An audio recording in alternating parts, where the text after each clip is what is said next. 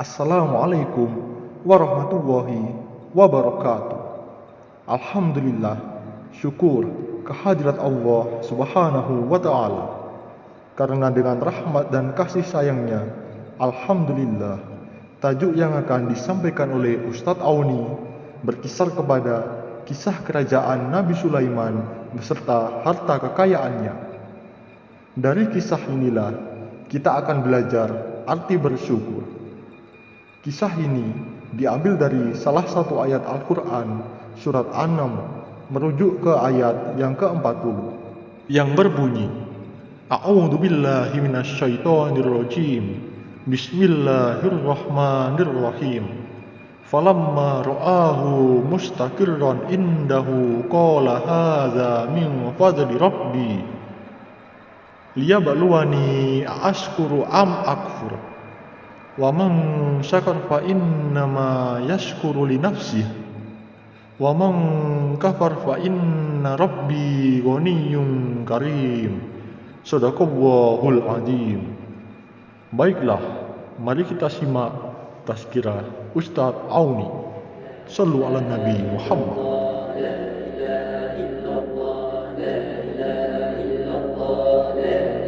Surah An-Naml merujuk ayat yang ke-40. Di dalam ayat ini Allah Subhanahu wa ta'ala menyatakan falamma ra'ahu mustaqirran indahu, maka tatkala Nabi Allah Sulaiman alaihi salam melihat kepada singgasana ataupun arash Bilqis yang didatangkan di hadapan beliau, maka Nabi Allah Sulaiman alaihi salam mengeluarkan kata-kata ataupun mengucapkan hadza min fadli rabbi. Ini adalah termasuk di dalam kurniaan daripada Tuhanku, kurniaan daripada Allah Subhanahu wa ta'ala. Liyabluwani, untuk menguji aku, untuk mencobai aku, aashkur am akfur. Untuk menguji apa? Untuk menguji sama ada aku ini termasuk di kalangan hamba-Nya yang bersyukur atas nikmat-nikmat, atas anugerah-anugerah, atas pemberian-pemberian yang dikurniakan oleh Allah kepada aku selama ini, am akfur, ataupun aku termasuk di kalangan hamba-Nya yang kufur akan nikmat-nikmat dan pemberian daripada Allah Subhanahu wa ta'ala.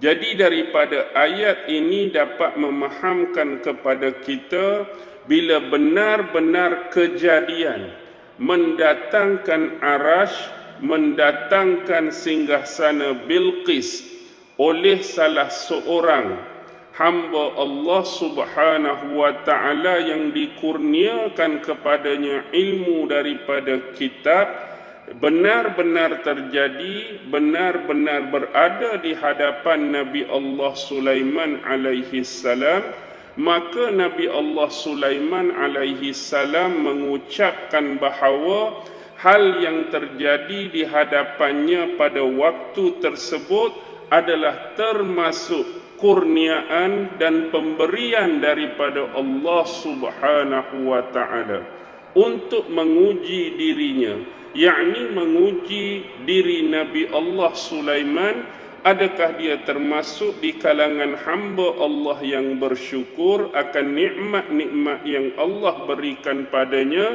ataupun termasuk di kalangan hamba-Nya yang mengkufuri akan nikmat-nikmat dan pemberian daripada Allah Subhanahu wa ta'ala.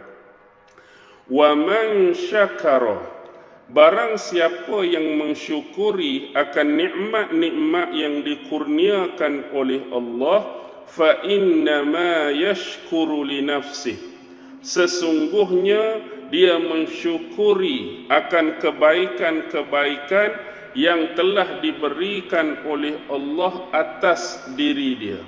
Wa man kafara, barang siapa yang kufur, barang siapa yang mengingkari, fa inna rabbi, sesungguhnya Tuhanku, ghaniyyun karim, yaitu Tuhan zat yang mempunyai sifat ghaniyyun, yang maha kaya, karimun, yang maha mulia. Jadi daripada dapatan frasa yang terakhir ini seolah-olah menggambarkan kepada kita suatu bentuk ajakan daripada Allah Subhanahu wa ta'ala terhadap makhluknya, terhadap semua hamba-Nya, tak kira daripada spesies mana, tak kira daripada kelompok mana, supaya menjadi makhluknya yang benar-benar bersyukur akan setiap anugerah-anugerah, setiap pemberian-pemberian daripada Allah Subhanahu wa ta'ala. Dalam konteks ini, Nabi Allah Sulaiman mensyukuri akan nikmat-nikmat dan pemberian Allah Subhanahu wa ta'ala kepada dirinya atas hal-hal yang telah kita sebutkan di dalam ayat sebelum ini. Sebagaimana digambarkan Nabi Allah Sulaiman alaihi salam adalah seorang nabi dan seorang rasul. Ini juga adalah merupakan nikmat pemberian daripada Allah, bukan calang-calang manusia untuk dinobatkan oleh Allah, untuk dipilih oleh Allah menjadi seorang nabinya, menjadi seorang rasulnya. Ini bukan pilihan daripada manusia, tetapi ini adalah pilihan daripada Allah, bukan calang-calang untuk seseorang menjawab sebagai jawatan seorang nabi dan rasul, kecuali khusus pemberian daripada Allah kepada hamba-Nya tersebut. Nabi Sulaiman juga dikurniakan oleh Allah Subhanahu wa ta'ala kerajaan yang megah, kerajaan yang besar. Ini juga termasuk nikmat dan pemberian daripada Allah Subhanahu wa ta'ala. Dia memimpin, dia memerintah kerajaan yang begitu besar, kerajaan yang begitu luas, dan orang-orang bawahannya, rakyat-rakyatnya terdiri daripada pelbagai spesies, pelbagai jenis, dengan adil, dengan aman, dengan penuh keharmonian dan penuh kedamaian. Baik, Allah juga mengurniakan kepada Nabi Sulaiman perbendaharaan yang banyak daripada sudut sumber-sumber, aset-aset yang boleh didapati daripada kerajaan ataupun wilayah yang dinaungi olehnya. Bahkan dikurniakan pelbagai spesies jenis ketenteraan yang juga sudah kita bahaskan sebelum ini. Dikurniakan kepada Nabi Sulaiman kebijaksanaan dan pelbagai lagi anugerah-anugerah daripada Allah Subhanahu wa ta'ala kepada Nabi Sulaiman alaihi salam. Baik, begitu juga kalau kita mengambil manfaat, mengambil pengertian dan pemaknaan daripada ayat ini, agar kita juga sebagai salah seorang daripada hamba Allah, daripada makhluk Allah, yang mana kita beriman kepada Allah, kita berkeyakinan kepada Allah, kita tunduk dan patuh hanya kepada Allah Subhanahu wa ta'ala semata-mata, juga semestinya, bahkan seharusnya mempunyai sifat bersyukur atas segala bentuk nikmat-nikmat dan pemberian daripada Allah Subhanahu wa ta'ala. Jangan sesekali kita memaksakan pemikiran kita, akal kita, idea kita, bila sebut tentang nikmat, bila sebut tentang anugerah, hanya tertumpu kepada satu arah, tertumpu kepada satu mata semata-mata. Sebab ada di antara kebanyakan manusia menganggap hanya harta sajalah anugerah daripada Allah. Hanya harta, hanya aset, hanya pemilikan-pemilikan tertentu, itu adalah nikmat, itu adalah anugerah. Ini adalah merupakan satu kesilapan fahaman yang besar. Sebab kalau kita meneliti antara nikmat-nikmat, anugerah-anugerah, memang kita tidak akan mampu untuk membilang, kita tidak akan mampu untuk mencongak dan mengira sebegitu banyak nikmat-nikmat yang telah Allah kurniakan kepada kita sebagai salah satu daripada hamba ataupun makhluknya. Kita hari ini sebagai contoh tuan-tuan dan puan-puan, kita dikurniakan oleh Allah kesihatan. Ini juga merupakan satu nikmat daripada Allah Subhanahu wa taala. Berbanding dengan orang-orang yang Allah kurniakan kepada mereka kurang baik daripada kita.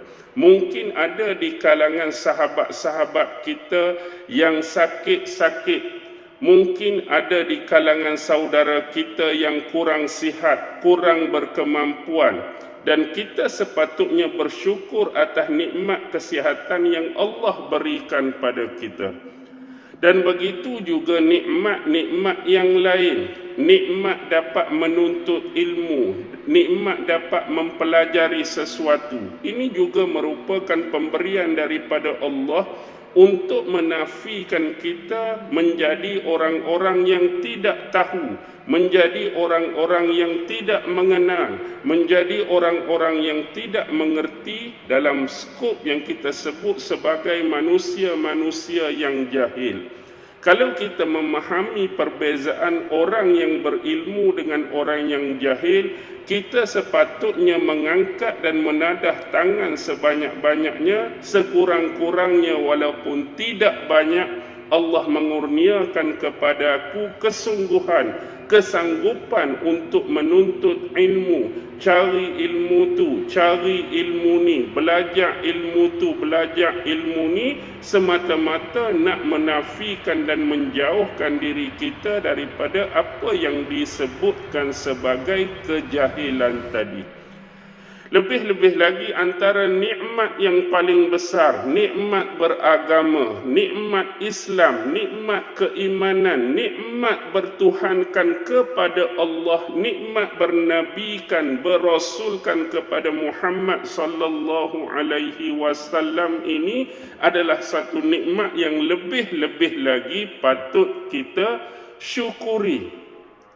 Dan inilah yang penting bagi kita untuk senantiasa mengingati, senantiasa merenung, senantiasa sedar diri bahawa kita ini ada Tuhan yang mana yang telah memberikan pelbagai bentuk-bentuk anugerah, bentuk-bentuk kenikmatan tadi untuk disyukuri. Dan konteks bersyukur ini adalah semata-mata kebaikan untuk diri kita. Kita sebagai hamba ni, kita perlu menganggap bahawa pemberian Allah ni adalah satu nikmat yang besar, dan cara untuk kita membalas pemberian daripada Allah ini dengan mengucapkan seberapa banyak kalimah kesyukuran kepadanya. Apatah lagi di dalam menunaikan hak-hak kita sebagai hamba terhadap Allah. Untuk beriman kepada Allah, untuk percaya kepada Allah, untuk sujud dan rukuk kepada Allah, untuk mematuhi segala perintah-perintah Allah, untuk menjauhi segala larangan-larangan Allah dan perkara-perkara yang sewaktu dengannya. Dan barang siapa yang kufur, siapa yang mengingkari akan nikmat-nikmat yang diberikan oleh Allah ini, apa kata Nabi Sulaiman? Fa inna rabbi, sesungguhnya Tuhan aku itu mempunyai sifat yang maha kaya, yang maha mulia. Bila kita kata, kita sebut Allah maha kaya, dia adalah yang terkaya, yang tertinggi dari sudut kekayaan, melebihi daripada makhluk-makhluknya. Kekayaannya bukanlah kerana dihimpunkan segala kekayaan kemudian diberikan kepada Allah. Tidak, dia tidak memerlukan semua kekayaan-kekayaan daripada makhluknya sehingga mendapat sifat tersebut. No, tidak sama sekali. Allah kaya sejak azali. Allah kaya dengan sifatnya yang tersendiri. Dia tidak memerlukan kepada harta-harta, dia tidak perlukan kepada pemilikan-pemilikan, dia tidak perlukan aset-aset daripada hamba-hambanya. Bahkan dialah yang mengurniakan segala bentuk nikmat-nikmat tersebut kepada hambanya. Hatta Allah tidak akan pernah jadi miskin kalau kita tidak menyembahnya. Allah tidak akan pernah jadi miskin kalau kita tidak percaya kepadanya. Allah tidak akan pernah jadi miskin kalau kita tidak mau beriman dan tunduk kepada segala perintah-perintahnya. Allah tetap akan berdiri dengan sendirinya. Allah tetap akan bersifat dengan sifat qadimnya.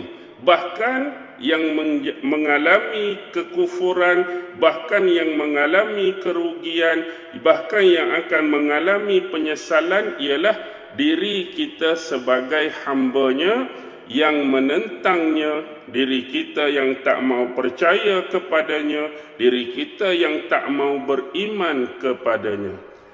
Jadi serba sedikit secara santai pada malam ini, saya harap semoga kita sama-sama lebih dapat memuhasabah diri dan mendekatkan diri kepada Allah Subhanahu wa taala, terutamanya mengambil pengamatan, mengambil pemanaan, mengambil pengertian daripada perbahasan ayat yang kita bacakan dan tafsirkan pada malam ini. Mudah-mudahan Allah golongkan kita semua, termasuk saya, tuan-tuan dan puan-puan, itu harapan kita, dijadikan kita sebahagian daripada makhluk Allah yang mengenang, yang mengingat, yang sentiasa bersyukur akan nikmat-nikmat dan anugerah yang dikurniakan oleh Allah kepada kita semua, dan minta jauh kita ini menjadi makhluknya, menjadi hambanya yang tidak mengenang budi, yang tidak bersyukur dengan nikmat Allah, yang tidak bersyukur dengan pemberian-pemberian dan anugerahnya. Siapalah kita di mata Allah sekiranya kita menjadi manusia yang ingkar? Siapalah kita di hadapan Allah sekiranya kita menjadi penentang kepada yang menjadikan kita, penentang kepada yang menciptakan kita? Siapalah kita kalau kita menjadi penentang kepada yang memberikan rezeki dan segala-galanya kepada kita?